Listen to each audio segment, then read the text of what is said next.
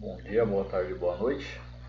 Nesse vídeo eu vou falar um pouco sobre interligação e interfaceamento de sistemas eletrônicos. Começando pelo básico, né, o que seria essa interligação?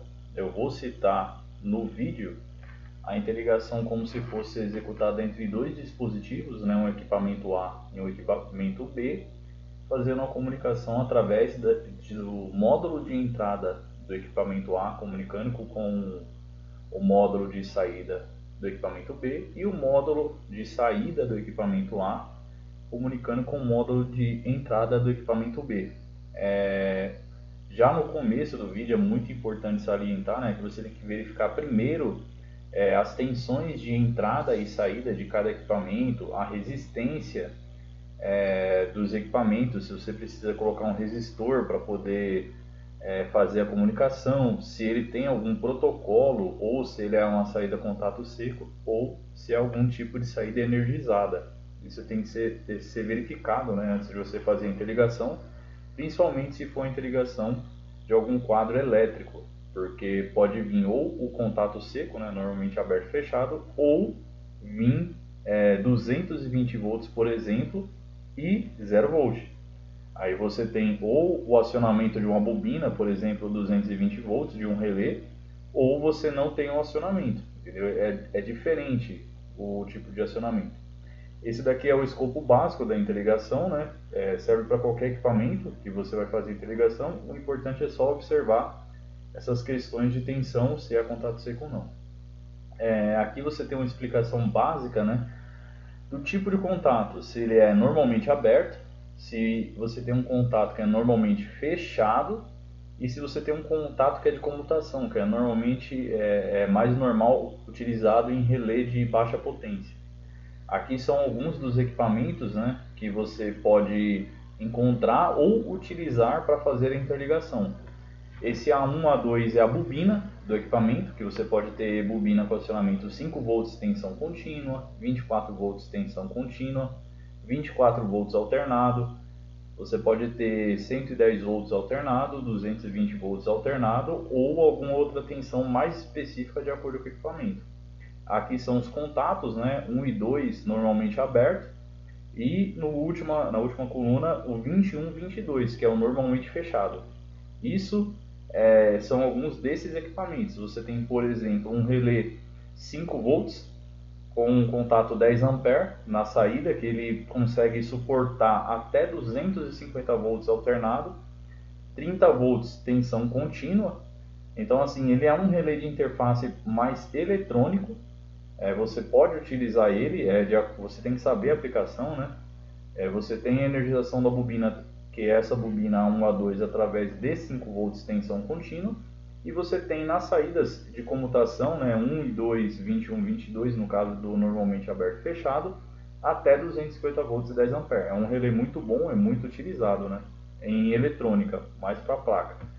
Agora você já tem os relés Slim, que são esses dois modelos, né, os mais encontrados, Schneider e Finder, e eles são energizados na bobina A1 A2, que estão na esquerda da imagem, e essa bobina também, nesse caso, você tem uma bobina 5 volts, 5 volts 6 ampere, 5 volts, né, de entrada e saída até 6 amperes, 250 volts, você consegue passar pelo comum NO, NC, NO normalmente normally open, né, normalmente aberto, NC normally closed, normalmente fechado.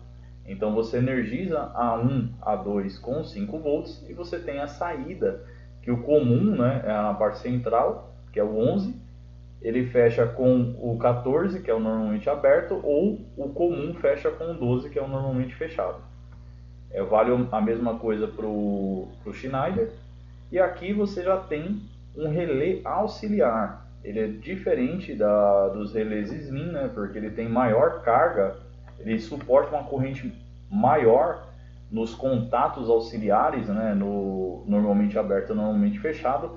Ele é muito utilizado principalmente para o circuito de iluminação de elétrica e comandos elétricos, né, para fechamento de motor, para você acionar a bobina auxiliar, dos relés de potência e tudo mais. Ele é muito utilizado em comandos elétricos, área industrial, né?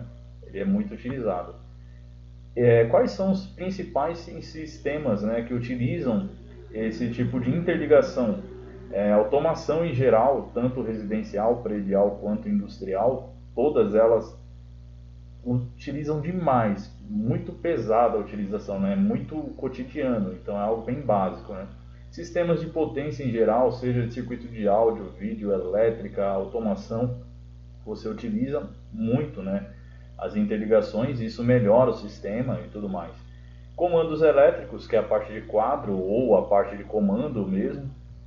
Alarme de incêndio é muito utilizado, porque o alarme de incêndio, por norma, no Brasil ele é 24 volts, e você utilizando o relé de 24 volts, você consegue interligar módulos de entrada e saída e entrada para fazer a comunicação de centrais de alarme de incêndio que não são da mesma marca, seja da Bosch, Siemens, Otic, Beta, Ascael, Romanoff, GST. Você tem diversas marcas e normalmente elas não se comunicam pelo protocolo, então você tem que fazer a comunicação pelo módulo de entrada e saída, módulo de saída de uma na entrada da outra, módulo de saída da outra na entrada da primeira. Controles de gerência, você tem uns sistemas, né, no qual você quer supervisionar, você quer colocar um sistema acima do sistema que está sendo utilizado. Então você faz um controle de gerência, você faz uma imagem, você coloca um CLP, você coloca um sistema supervisório, você pega os sinais, faz uma interface e nisso você consegue monitorar. Por exemplo, se uma porta está aberta, a porta está fechada, a iluminação está ligada, a iluminação está desligada.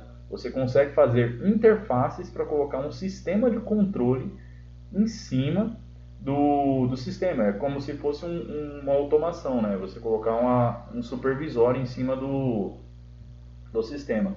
E controle de acesso, a parte de catraca, abertura de porta, fechamento, intertravamento, utiliza bastante essa parte de interfaceamento de sinal.